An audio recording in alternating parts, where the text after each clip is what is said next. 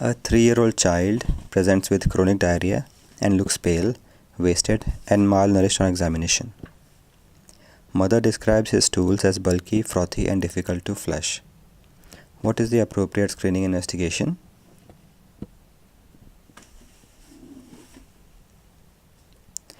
We are suspecting celiac disease here, so the screening test is endomysial antibodies. We are not suspecting cystic fibrosis because of no history of chest infections. Hence, sweat chloride is not needed. Other tests are non-specific in this presentation. Mother brings 15-month-old child with minor illness. Examination confirms that child is not unwell. Which of the other issues are concerning?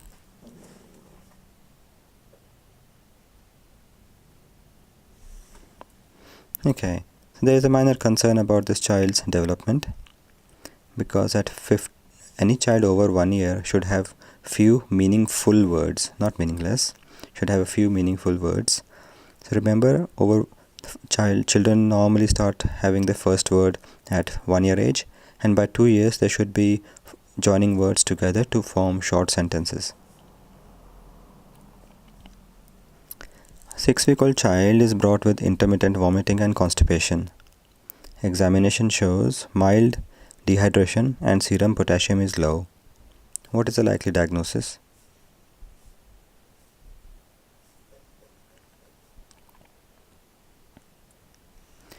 So pyloric stenosis given the child's presentation and also the age. Duodenal atresia, achalasia cardia and tracheocephalic fistula, such issues will present soon after birth. Hirschsprung's disease would have constipation and would also have history of delayed passage of meconium, but not much vomiting. So low potassium occurs because of loss of gastric juices. 2-month-old baby is brought to the hospital with diarrhea and vomiting for 6 days. Baby is lethargic and not interested in feeds. What is the immediate investigation?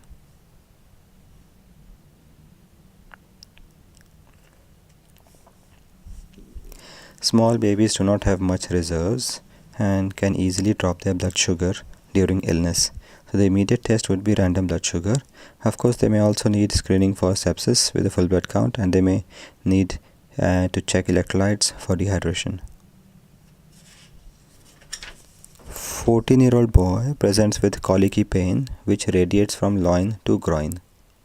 He complains of similar episodes in the past. On investigating, a 7 mm stone was found in the left ureter. What is the appropriate management?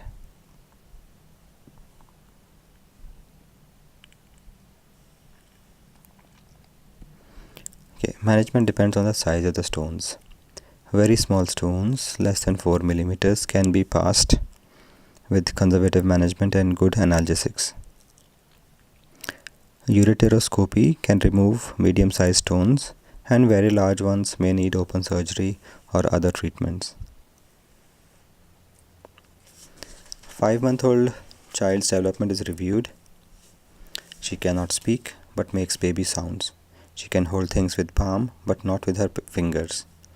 She cannot sit independently but can hold her hand and sit when propped against pillows. What is the impression about this child's development?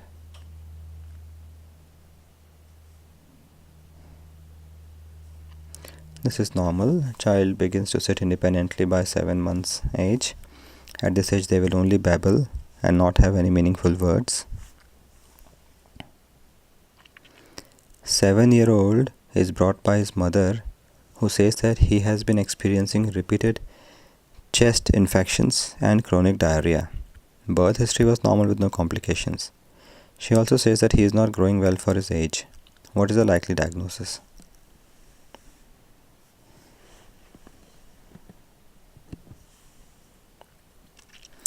Cystic fibrosis because of repeated infections and chronic bulky stools having chronic diarrhea.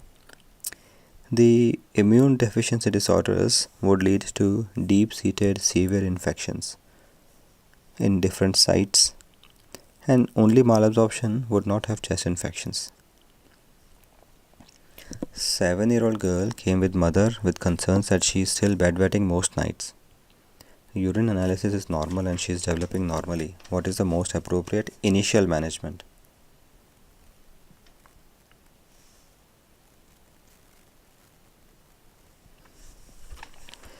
At this age, initial management is behavioral training. If a child is less than 5 years age, you can reassure as bedwetting is common under 5 years age. Behavioral training includes strategies like not having much water after 6 p.m., making sure child goes to the toilet before bed, and also using sticker charts.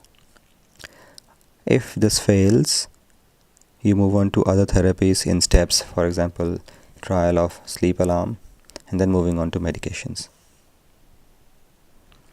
What advice would you give for parents of a 9-month-old girl with second confirmed UTI?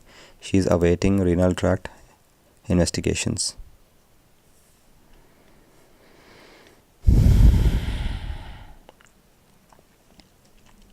For recurrent UTI in an infant, prophylactic antibiotics are indicated until the renal tract investigations are completed.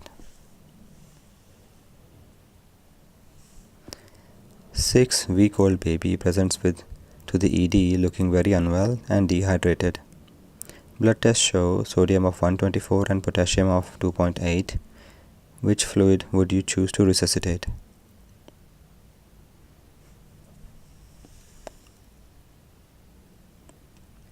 Remember, fluid for resuscitation is always normal saline. The electrolyte abnormalities can be corrected later. In this case, low sodium anyway would respond to normal saline. Potassium may have to be replaced later on.